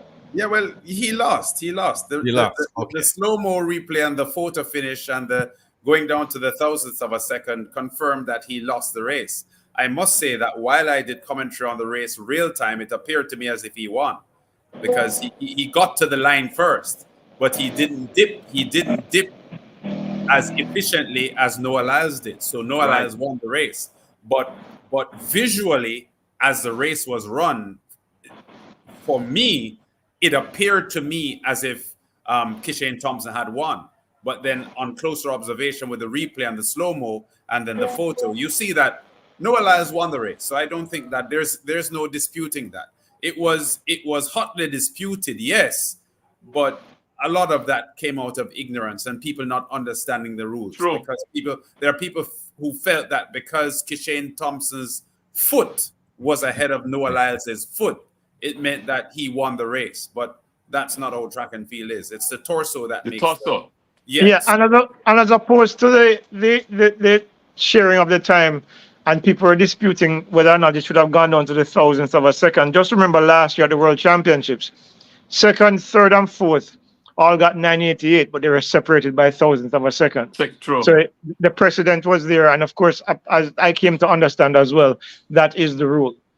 Yeah. And then also, I saw reports that Thompson appealed. Is that the case? Did he ever appeal it? I don't think I'm not aware that they did. Okay, because there was some press reports that he was going to appeal. All right, I just wanted to be sure that was the case. Lobi, you wanted to ask another question? Yes. Just on the Olympics and on fear, first of all, on fear, in terms of doubting about, in terms of her first place. From the time Rojas was injured, I knew that the medal, the first place was between Ricketts and Fear. If you go back, when Ricketts jumped, she had, look, everything was perfect. I saw that step close to the pits and she hung in the air. I said, oh my God, don't tell me she's going over 15. But I thought, just look back. I thought, should have gone over 15. But I said she dropped down. I said, okay, Fear has the medal. Look, Thea, as I said when the last time I was on the show. Hold on, wait a minute. We have a call on the line. Good evening. Sure. Hello. Yeah, good evening. Good evening. Yes. Very good program. Thank you. But I think the time has come because we have only approached cricket at a professional level. No other sports in the Caribbean has been approached at a professional level. Athletics, football, no other sport. Cricket, so that our cricketers, the players are professional now. They get contracts and whatnot. That is not so in the other sports, and I think the time has come for us to start doing this. Thank you. Well, that's a former government minister making that point, Lance. Yes. There's one thing I would like the response of Mr. Whitaker and Mr. Levi on. We had an athlete in the Olympics, Denick Luke. He's 23 years now, and he ran the 800 meters. What is your general impression? What do we need to do for the next 4 years in Los Angeles to get Denick Luke up to the medal position? Before you answer that, gentleman, let's take this caller. Good evening. Hello, good evening. Good evening. Everyone on the program. Yes. To the two Jamaicans, I would like to ask a question pertaining to Antoinette Knight. In the 4x400. Antoinette. Okay. Yeah, her baton fell, and then it is presumed by many that that was a sure medal for Jamaica. I would also want to ask about my favorite Jamaican athlete, Brianna Liston. Why Brianna Liston was not on the team to go to France? And also Brittany Anderson. To me, I've not been hearing the name Brittany Anderson at all for this year. Is she sick? All right. Let me address those three. No, you still have one more. Hold on. Okay, go ahead. Finally, I would like you all to give an update as to what happened to Alana Reid, the French police. Thank you very much. Well, guys, you heard, so. All right. The Alana Reid situation, I understand she was accosted by the gendarme in France while she was trying to get to the team bus, and she was extremely rattled. I haven't gotten any additional details on that just yet. But apparently they held her up, querying where she was going. It was, based on what I'm understanding, is that she didn't understand where she should have been going, and she was roughed up by the police, which kind of impacted on her preparation to some degree. We haven't any details on that yet, so I can't speak any further on that. Brittany Anderson, caller had a surgery on her knee last year, and she's making her way back. She came to the national championships around 12.94, which obviously wasn't good enough to get her onto the team, but she will be better next year. Brianna Liston had a strong season in the NCAAs, had some hamstring worries and some other issues that I can't mention on this program or anywhere that prevented her from coming to Jamaica for the national championships. So, but she, based on what I'm seeing, she's a lot healthier now, and I suspect that she'll be at the national championships next year, trying to make the team for the World Championships. Who was the other question, Andrew Knight? Well, Knight, and also Landa asked about Dennis Luke as well. Dennis Luke. Dennis Luke, what he needs? And He needs more. The 4x4. He needs more. He needs more miles. He needs to be stronger. He needs to be faster. Basically, with the current state of the 800 meters nowadays, you can't run 146 or 145 and hope to be anywhere. You have to be able to split 49 or 52 for the first and come back on a negative split, which means that he has to be faster. He probably needs to do about 100 or 200 miles a week to get his endurance leg up, and a lot of strength work in the gym and work on his speed. If he does that over the next 4 years, he'd probably be a factor at 143 in Tokyo. But other than that, he's gonna be on the outside looking in. Andrew Knight just got the button hit out of her hand, and given what was happening before that, I think she just recognized that, hey, this wasn't going to happen, because by the time she would have gone back to pick the button up and then resume, the entire field had gone already. So it kind of defeated the purpose there. Gentlemen, yes, I just wanted to ask a quick question about Sifan Hassan and your view on this athlete, taking part in the 10,000, the 5,000, and the marathon. She's inhuman. Ask Lance. Phenomenal. I mean, yeah, phenomenal. Yeah. Yeah. I think she would have to be one of the greatest distance runners of all times, right? Has to be. I hope she'll be fine. She medaled in all 3 events. That just tells you how good she is. And then to do the 5,000 and 10,000 and then run the marathon. Is I can't even think of it without having a headache. That's how ridiculous it is to me. True. Okay, guys, what was the highlight for you guys in this year's Olympic? The highlight, both of you guys can answer that. Main highlight for you. Well, let me start there. I would definitely say Lafond and Julian Alfred's gold medals were the highlights for me. And I liked Celia Tibogo's 200-meter win as well. Those were the 3 highlights for me, along with Roger Stoner, the Jamaican discus thrower that had the Olympic record, and a shocking win, which was almost as shocking as Kishore Walcott's javelin gold medal in London 2012. So those were the 4 standout moments for me looking at the Olympic Games that will be written indelibly in my mind. But for sure, Alfred and Lafond, I could feel the energy from the Eastern Caribbean when those successes were attained, because these weren't only their only or first ever medals. They ended up being gold medals. The countries tend to take baby steps before they get to gold medals. You would find even like Botswana, Tibogo's gold medal in the 200 was their 3rd medal in the history of the Olympics. They had before that a bronze medal and a silver medal. I think it was 2 bronze. So, teams tend to start with lesser medals before landing gold. And Dominica and St. Lucia skipped silver and bronze and went straight to gold. So I was really, really happy for those. And Lance, you all must take credit for this girl almost getting a medal from St. Vincent. Maloney must take credit for that. Yes. Shafika Maloney. Yeah, I mean, that was a tremendous story. Months ahead of the Olympic Games, she wasn't even sure if she would be able to get to the Olympic Games because she was having severe financial issues in trying to prepare. And I don't think many of our viewers and many of our listeners and people who just follow sport from the outside recognize how expensive it is for an elite athlete to prepare themselves for global competition, because your nutrition has to be solid. You have to pay your coaches. You have physios and you have massage therapists and so on that have to be paid. So it's very, very expensive. So athletes who are unsponsored have a real tough time getting themselves ready. And Shafiqa Maloney was in a position where she was so frustrated that she even contemplated retiring or quitting the sport because it wasn't happening for her. So when we did that interview with her in February, that highlighted her funding issues.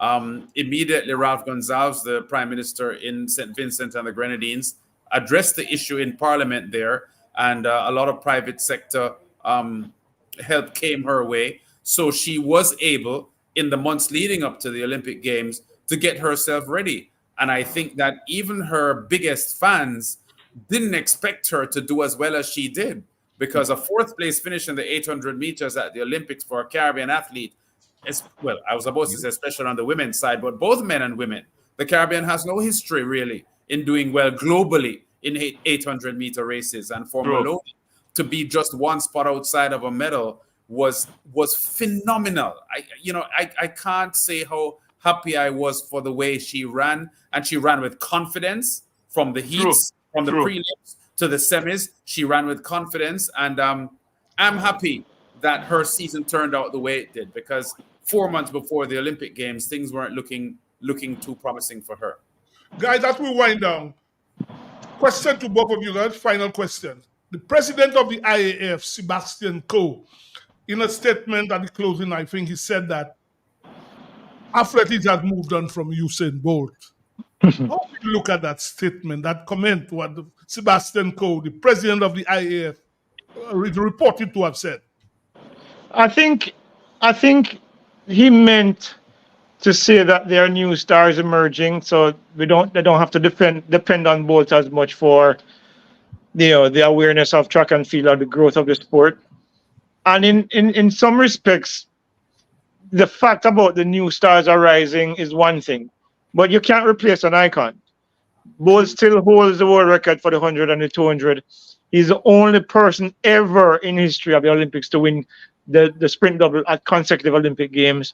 And had it not been for that Nesta Carter situation, he would have been the first and the only to do it through 3 gold medals in consecutive Olympic Games. He has the Olympic record in the 100 meters. He has the Olympic record in the 200 meters. There is no moving on from Usain Bolt until somebody comes along that surpasses his accomplishments at the Olympics. The sport cannot move, and it will not move along from Usain Bolt. He drew the analogy of Muhammad Ali. 50 years ago, Muhammad Ali considered himself the greatest, and in the minds of many, 50 years later, he's still the greatest. That's how Usain Bolt is to track and field. You don't move on from Usain Bolt. Simple as that. Totally agree. Lance? Yeah, hold on, Robbie. We have to wait on Lance.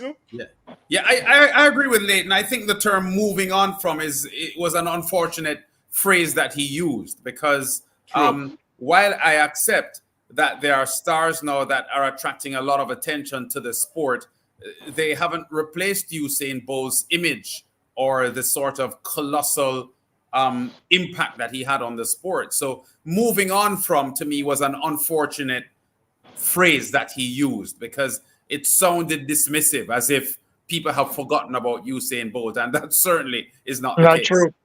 Yeah. Okay. Well, gentlemen, we have to wind down now, because since I want to say thanks to both of you guys for the expert comments on the Olympics, and at some time we'll bring both of you guys back again at some point. Thank you very much. Always yeah, I'm hoping I can probably make it down to St. Lucia.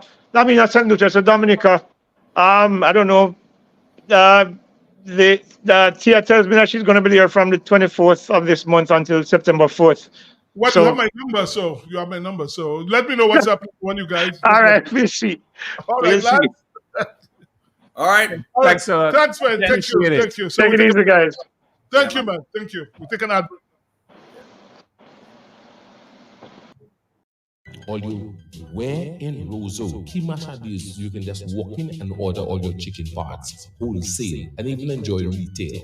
It's at AC Shillingford, all chicken parts available that you can afford fresh breasts. And you know breast is best. Shillingford wings have muscle. After you eat it, you can fly. As for Shillingford chicken drumsticks, even swinging stars just order drumsticks from Shillingford. And for those of you who love Grease Apple, AC Shillingford will keep keeps your belly full. Buy your chicken wholesale at AC Shillingford. From wings to thighs to drums to breasts to backs to necks, it's available. It's always available and it's affordable. Plus, you've got pork feet, ham and turkey, bull foot, chicken nuggets, pepperoni, all those right seasonings to make your kitchen keep on ticking. Buy your wholesale chicken at AC Shillingford. When you think of chicken, think of AC Shillingford. Always fresh.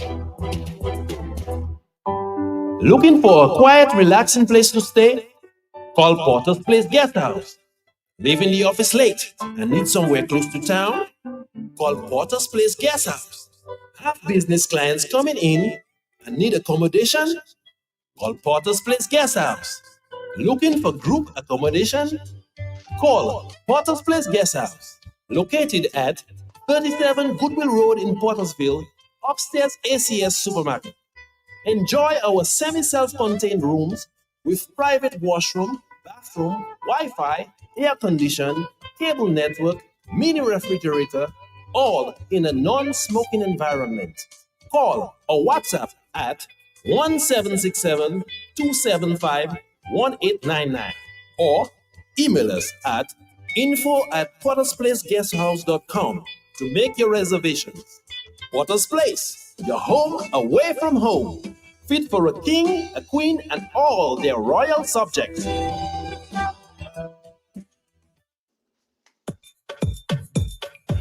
The New India Insurance Company has reopened its doors in Portsmouth, offering the same great services you get in Roseau. Motor vehicle insurance, home and business owners, fire and related perils, public liability, and so much more. Come, visit us today for insurance with a personal touch on Bay Street, Portsmouth, or call us at 445-4023. We are ready to serve you. When you want the best, what you do? Shop at SCS. Better than the rest. Go shop at SCS. And they all confess. Shop at SCS. You get more for what they say. Shop at SCS. Shop at SCS. Yeah. Shop at SCS. Shop at SCS. What they say. Shop at SCS. SCS family, customer friendly. With free locations, it's so convenient. And our prices, they are the nicest. Madame Biscuit, that's where you belong. Oh, tell your mama, tell your papa, shop at SCS. Tell your son and your daughter, shop at SCS. Auntie, Nan, and cousin, friend, open power, all of them. Grandma, grandpa, open neighbor, girlfriend, boyfriend, side. What? Shop at SCS. Shop at SCS. Shop at SCS. Shop at SCS. Check us out at Portersville, High Street, and downtown Rose.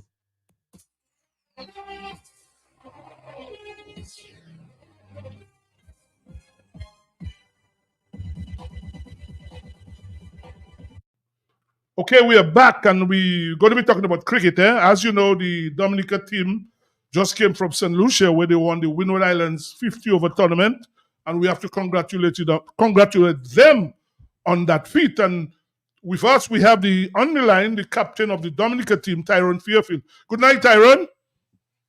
And good night to you, sir. Yeah, well, we have Dr. Fountain is there, Low Black is there, Landa. I just said congratulations to you all, the entire team, for winning. I mean, Tyrone, tell us, you all started, in fact, you lost the first game against St. Vincent, but you came back strongly and won the other 2 games. What was responsible for that, and who helped? I would say the entire team helped the team to win. What was responsible for that turnaround in the competition? Honestly, I believe, after coming out from a loss, I mean, that's the opportunity when we go up to the hotel to come back to the drawing board, with the management team on tour, which consists, me as the captain, the vice captain, Mr. Pascal, and we have Shane Shillingford as the coach, and Mr. Vivian Tate, and you have Jelani Robinson as well, and Gian Benjamin, which basically formed the management committee on tour. I believe after discussing, pertaining to where we went wrong, went back to the drawing board, and we basically got it right in the second game. Yeah. Dylan Tyson, I mean, I I mean, most people were impressed with him in the regional 40. He got the player of the tournament. Tell us about Dylan Tyson. Tell listeners, probably people who don't know about him. And honestly, I mean, you could see the figures at the end of the game, the last game that we played. And I mean, if anybody was looking at the game, and this guy, honestly, is exceptional. I'll be honest to tell you. I'm telling you, this man has basically raised his hand in the past year and so on. And I would like to commend him on to that. And I believe he has so much potential as a young man, upcoming fast bowler. And I believe that he has a lot to show still. Well, you yourself made some runs. Jelani made 100 in the tournament. Pascal had a couple starts, 20s. Gian himself. So you think it was a combined effort by the team to win this tournament? Yeah, it's a combined effort to basically which took us over the line. And I believe with our team, if you look at the team that we have a very young team. You know, I was basically the senior, one of the seniors on the team, and we had Mr. Robinson.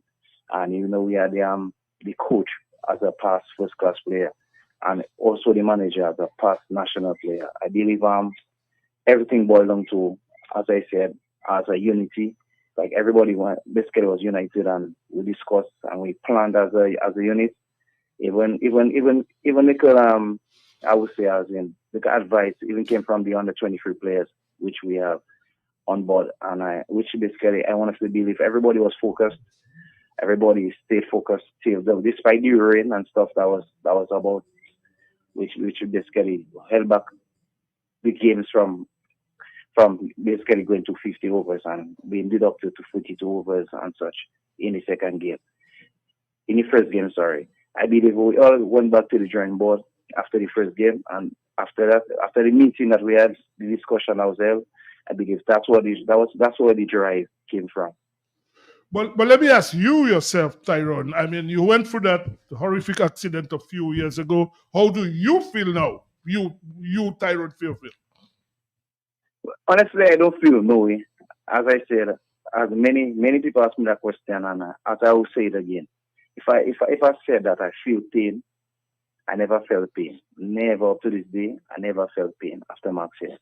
Never. Not even during my accident, because I never felt pain. I just basically went in a coma as soon as that happened. If I tell someone today I felt pain and I feel sick, I get headaches and stuff, which I don't. And I still feel myself. I don't feel no other difference.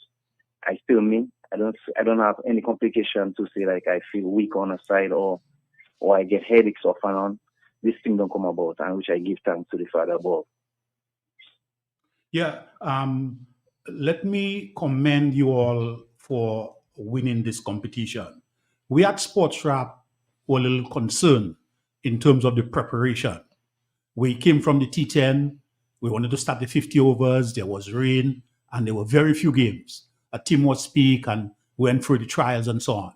And then we saw people emerging, a lot of talent, like you, Mr. Theophil.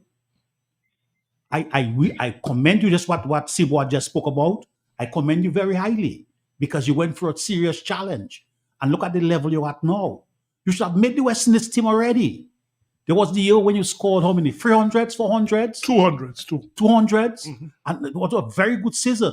A good season like Louis. Look at Louis. Louis on the West Indies team. You should have been there. But then we see all the talent in there. Robinson, Pascal, Tyson, Benjamin. Roger Afanasi was not there.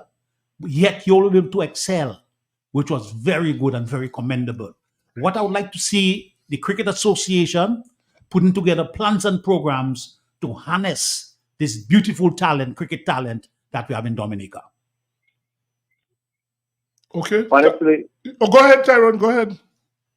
Honestly, as I said, as I always keep telling individuals that ask me questions, and which I basically said, which you're basically aware of, without cutting you, right? Because I realized manager you was going to speak, but without cutting you, which I believe that it's a very good program they have around the corner, which you have the under 23 players, and which this team, I think this team basically consists over like to 7 or 8, if I'm right, national players, senior national players going into the under 23 tournament, and I believe that is a stepping stone. That's a stepping stone for cricket in the region, especially in the Windward Islands. Okay. All right, so Tyrone, thank you for joining us. It was nice, and once again, on behalf of Sports Rap, we want to congratulate you guys for winning that tournament, coming from behind, as they say, and win tournament. Thank you very much. Thank you very much. Oh, you're most welcome. Thanks, man. Thanks. Guys, before we close, the West Indies, well, you know, the first test last week, I heard Craig Brathwaite being said, I wouldn't want to call him dishonest, say that they could have won the game. But let's be real. If South Africa, the rain, that is why South Africa declared. If, let's say, they had normal 5 days, they probably would have set West Indies over 400 to win. So to say that they were going after, and I still don't think in the 70 overs West Indies had to bat, they could have scored in this run. No, but I thought it was embarrassing to us that will give us 70 overs to score how much? 300 runs? No, 288. 288. That to me is an embarrassment to a West Indies team, but that is what it is, you know. And quite frankly, I mean, Afana's batted positively, and it showed that the wicket was such that if others had batted, we could have done it. I think it was definitely possible. It was about 5 runs and over. And for a long time, especially when Afanas was batting, they were keeping track. You know, it could have happened. He and Jesse Holder. Yes, it was. It was possible. But again, the lack of self-confidence, the team is just not there as yet. You know, and we saw it today. Well, today, you had 90, we had them 97 for 9, 93 for 9. Yeah, they recovered to 163. I mean, in fact, at one time you watch the players in the field, they look deflated. But it's goes down to the captaincy again. You know, the idea that he would bowl thing to collapse. You know, I mean, he bowled Sharma to collapse. That change should have been made 2 overs earlier. Sharma had gotten his 5 as soon as Sharma got his 5, you could have taken him off the attack. Probably, and then introduce his spin a bit earlier, you know, just to give the guys a break. And probably even Holder should have come in earlier. So I think the captain, the technical part of the game, to me, Holder continues to make a lot of mistakes in terms of Brathwaite. Well, I don't think he inspired. Not even if he's batting now, he's inspired the team. Let's take this caller. Good evening. Sibo, good evening to you and the rest of the panel. Yeah, good evening. Yeah. My nephew called me from St. Martin yesterday and wanted to find out how many players Dominica has on the Windward team, and I wasn't sure. You mean when you say the Windward team? No, when you say the Windward team, you talking about now? Yeah, the Windward team which takes part in the how you call it? In the tournament. What's the name of our tournament again? The Regional 40? Yeah, the Regional 40, yes. Well, we had 5 people. We had 5. The last game, five Dominicans played there. You're not counting Hodge and Afanasi. No, yes, I counted them. They played. 5 of them played there. You had Hodge. You had Hodge. You had Afanaz. You had Pascal. You had Benjamin, and then you had Tyson. 5 of them. 5. Okay. My second question is: has the 50 over replaced the Windward Island for the tournament when we used to have that Windward Island for the tournament? Well, you don't have a problem when I hear them say Dominica won the tournament, because when I played, you had to play 3-4 the game. It was a strong competition. Now you play 3-1 the game. If you win, you can win 1 and win the tournament. So when I hear, every time I hear the news say they won the tournament, I have a problem with that. But that's how it is now. They should call it as it is, the 50 over. 50 over tournament. They should say the tournament. You're right. Go on. And finally, Sibo, when what's his name, the Bajan guy, oh gosh, Andrew Mason was on your program with Fred. He said he's not sure whether Sherhope wants to play Test cricket. Right. But Sibo, you will recall in 1992, Imran Khan had resigned from Test cricket, and the Pakistan board begged Imran to come back. As a matter of fact, the president Zia-ul Haq wrote Imran a personal letter and telling Imran we need your service one more time. And Imran came back, and the rest is history. And for those who don't know the history, after losing the first 2 games in the World Cup, you mean? You're talking about the World Cup in 92, right? World Cup in 92. Right. Pakistan went on to win the World Cup. Well, that is when, you remember Inzamam-ul Haq. That is when he made his debut, right? You remember that well, right? Yes, that's when Inzi came out. A star was born from Pakistan. In the semi-final, when he made that blistering 67 in about 20 or 30 balls. Inzamam-ul Haq, right, yeah. So why can't the board sit with Sherhope, Mia Motley, do as their own have did, and ask Shea Hope to come back. We need Shea Hope to lead the team. Bradford cannot bat. He cannot captain.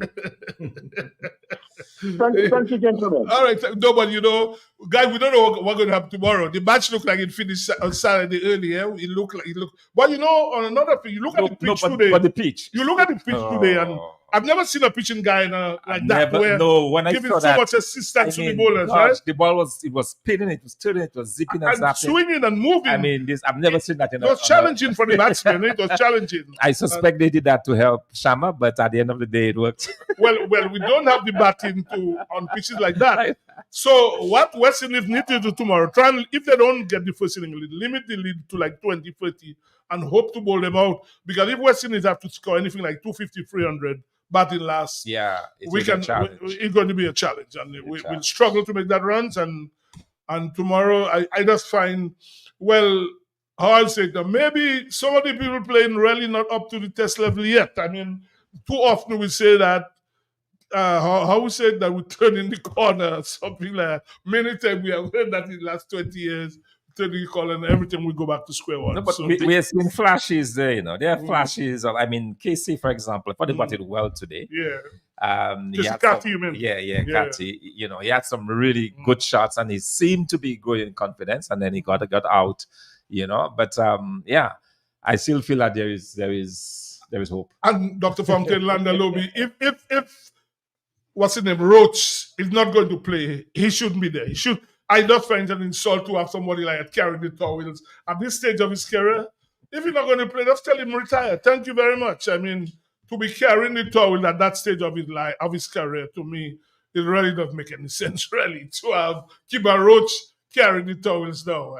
You're not going to play him on 11? Tell him. Sebastian. Yo. What? Coming back on the Dominica team there. Tyson is here a fast bowler or a batsman? No, he's a fast bowler who and let me tell you, that guy, he can hit the ball, he can strike the ball. There are not many people on Dominica cricket now who have seen can strike the ball like it. In fact, that guy should have made the A team. I mean, from what we saw in the 4-day competition, he had a lot of talent, this boy. He should have been on the A team. He has genuine pace. On his day, he can bowl fast. I mean, when he's up to it, he can really bowl fast, honestly. So, Sibo, for your film that we were just talking to, is he going to be coming back? He's playing. Well, he played the captain. No, I mean coming back on the team. On the with what? Well, we don't know. I don't know if they pick him. I don't know. No, I was referring to Dominic. I don't know. I don't know what the selectors will do. The selectors will select. But he scored. He made a few runs. He made 50 odd in the last game. He made a 30 odd and in the 3 games, But Jelani probably made the most runs in the tournament. How are we going to navigate as batsmen? You have T20, you have ODI, then you have a 4-day regional tournament. How are we going to improve? Well, boy, I don't know. I mean, I really don't know. How are we going to improve? How are we going to improve? Well, we will see. I think now we come to the end of our program. See, I know we're going to close, but I just want to make one quick point. I see all athletes from different countries who have won gold medals getting some outstanding celebrations. Pierre Lafont Gatson has won a gold medal for Dominica. When are we going to bring her to Dominica to celebrate her? The DOC, the Ministry of Sports, the Local Athletics Association, somebody need to inform Dominicans as to when are we going to celebrate Pierre Lafont in Dominica. And we should have a huge celebration. I mean, you're so right. The South Sudan basketball team did not get past the first round. They returned to a hero's welcome in Juba a few days ago. Thousands and thousands of people at the airport. We saw it in Botswana. We saw it in St. Lucia. Everywhere, the people are coming out to greet the persons who did it. Let us see what's going to happen. But Ronald asked me that today, and I told him, well, one guy, Dutchler, will come and say something. I don't know if he here or whatever, he come back, we'll make a big splash as normal. He'll make a big announcement, and that's when we will know. Good night on behalf of Dr. Fontaine, Lobby Rada, Lobby and the Council. Good night, everybody. We'll be back with you next week. Thank you. Looking for a quiet, relaxing place to stay? Call Porter's Place Guest House. Leaving the office late and need somewhere close to town? Call Porter's Place Guest House. Have business clients coming in and need accommodation? Call Porter's Place Guest House. Looking for group accommodation? Call Porter's Place Guest House. Located at 37 Goodwill Road in Portersville, upstairs ACS Supermarket. Enjoy our semi-self-contained rooms with private washroom, bathroom, Wi-Fi, air condition, cable network, mini refrigerator, all in a non-smoking environment. Call or WhatsApp at 1767-275-1899 or email us at info@portersplaceguesthouse.com to make your reservations. Porter's Place, your home away from home. Fit for a king, a queen, and all their royal subjects. All you where in Roseau, Kimashadis, you can just walk in and order all your chicken parts, wholesale, and even enjoy retail. It's at AC Shillingford, all chicken parts available that you can afford. Fresh breast, and you know breast is best. Shillingford wings have muscle. After you eat it, you can fly. As for Shillingford chicken drumsticks, even swinging stars just order drumsticks from Shillingford. And for those of you who love Luisa Pull,